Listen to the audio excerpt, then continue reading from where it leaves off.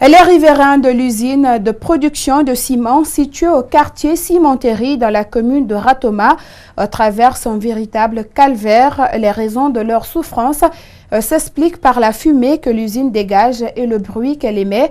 Ces riverains expriment leur colère et pointent du doigt les responsables de cette unité de production de ciment. Reportage Justin Leno et Yacouba Traoré. Hadja Adama Kamara, mère de famille, vit à proximité de cette unité de production de ciment. Depuis 15 ans, elle inhale au quotidien la fumée que dégage cette usine qui envoie un bruit insupportable dans les habitations. Le ciment dégage beaucoup de poussière. La poussière qui se dégage vient avec du bruit. La nuit, ça ne nous permet pas de dormir. Ce bruit nous interpelle tous. Tout comme Adama Kamara, plusieurs autres riverains sont affectés depuis l'installation de cette usine. Ibrahima Silla loge dans les environs. Ce jeune homme accuse les responsables de l'unité d'ignorer les conséquences auxquelles les populations environnantes restent exposées. L'usine est là, quand on s'adresse à eux, vraiment ils ne nous considèrent rien. Il y a des chefs secteurs ici, des chefs de quartier.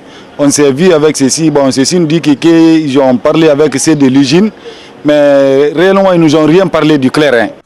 La zone qui abrite cette unité de production, aujourd'hui appelée Cimenterie, a vu s'installer plusieurs citoyens au fil des ans. Certaines personnes vivent à proximité. En 2016, le ministère de l'Environnement a invité l'usine à prendre des dispositions pour protéger les habitants, ce qui ne serait pas aujourd'hui le cas. Espace TV fête ses 5 ans ce jeudi 9 août 2018. À l'occasion de cette journée, les responsables et quelques travailleurs sont revenus sur le bilan et les futurs projets pour améliorer les programmes de la télé. Après 5 années de service, le personnel compte mettre la barre haute pour satisfaire les téléspectateurs. Abdourahmane Ba et Yacouba Traoré.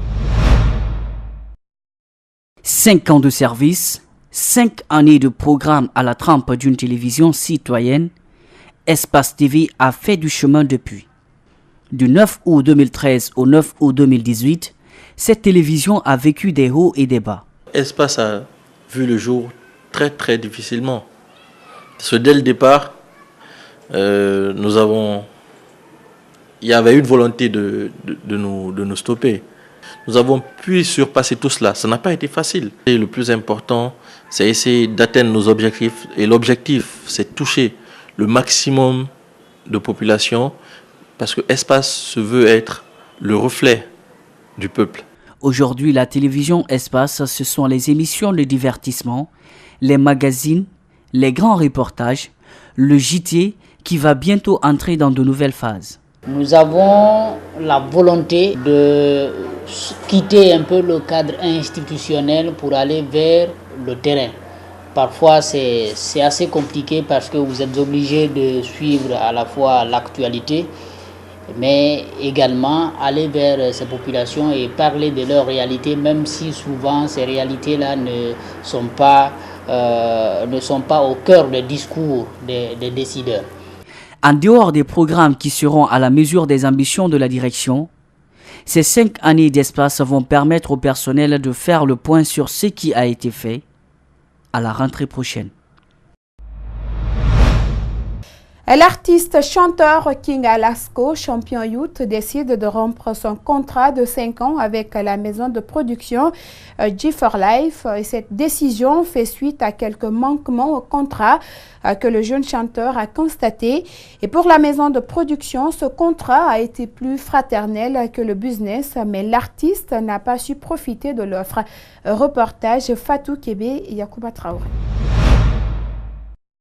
Pour un contrat de 5 ans, 6 mois passés, déjà l'artiste chanteur quitte la maison de production G4Life. Ce départ du jeune chanteur urbain s'explique par le non-respect de quelques lignes du contrat signé avec cette maison.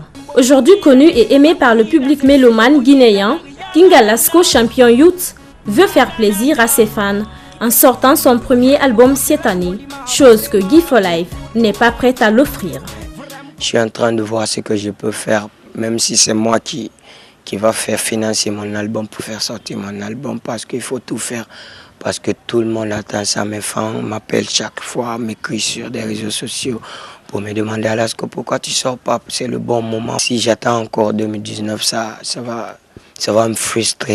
Contraire à la version de l'artiste, la maison de production, elle, pense que celui-ci n'a pas voulu respecter quelques règles du contrat.